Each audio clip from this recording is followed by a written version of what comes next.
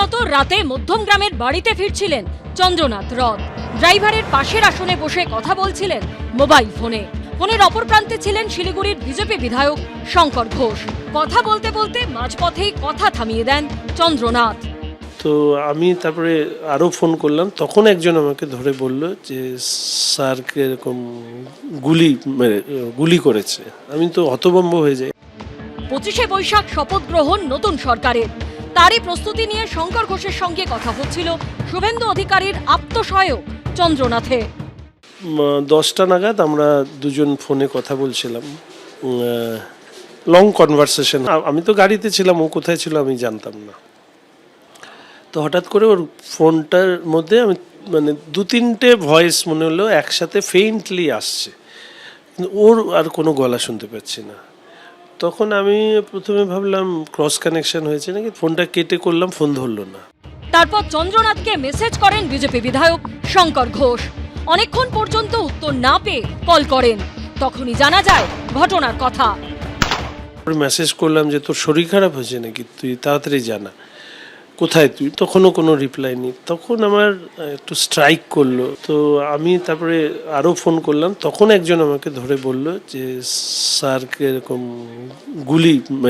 গুলি করেছে। আমি জিজ্ঞেস করলাম ও বেঁচে আছে? ও বলল আমি কিছু বুঝতে পারছি না।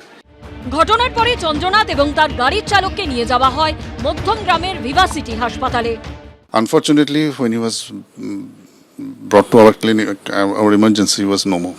মানে অলরেডি আমরা দেখলাম যে বুকে 3টে বুলেট, এবং এই 3টে বুলেট এমনভাবে টার্গেট করা হয়েছে, সবটাই হচ্ছে লেফট হার্ট, লেফট সাইডে যেখানে আমাদের হার্ট থাকে, হৃৎপিণ্ড ফুটো করে গেছেন বুলেটগুলো। ড্রাইভার যিনি ছিলেন তার ডান দিকে একটা চেস্টে বুলেট ছিল, পেটে একটা অবভিয়াসলি গান ইঞ্জুরি ছিলেন, এবং রাইট হ্যান্ডেও একটা ইঞ্জুরি ছিল। বলছিল এখন আমি কিছু বলবো না, আমাকে আগে ঠিক করুন। That was the statement he said at the last moment. Suvendu অধিকারীর আত্মসহায়ক চন্দ্রনাথ বিজেপির বহু নেতা নেত্রী বিধায়কের ঘনিষ্ঠ ছিলেন। আমার খুব পরম বন্ধু ছিল। আজকে সন্ধ্যে 6টার সময় ওর সাথে আমার কথা হয়েছে। আমাকে ফোন করে বলল, আয় না রে, আমরা নিজাম প্যালেসে আজকে আড্ডা মারি, চা খাই। সবসময় কথা হতো, এবং শুভেন্দুদাকে যতবার ফোন করতাম, যদি পেতাম না ওই কথা বলা তো। খুব ভালো ছেলে ছিল, সবাইয়ের খুব আদরের ছেলে ছিল, সবাই ওকে খুব ভালোবাসতো। শুভেন্দুদার কাজ করতো, বা সেটাই আছে। কেউ বন্ধু হারালো, কেউ ভাই। সমবেদনা জানাবার ভাষা নেই। কালকে যখন এই ঘটনাটা শুনি, মানে একদম বাকরুদ্ধ। খুব কাছ থেকে আমি চন্দ্র ভাই, আমাকে দিদি বলতো, আমি একদম নিজের দিদিকে যেভাবে রেসপেক্ট করে, একদম নিজের দিদির মতো।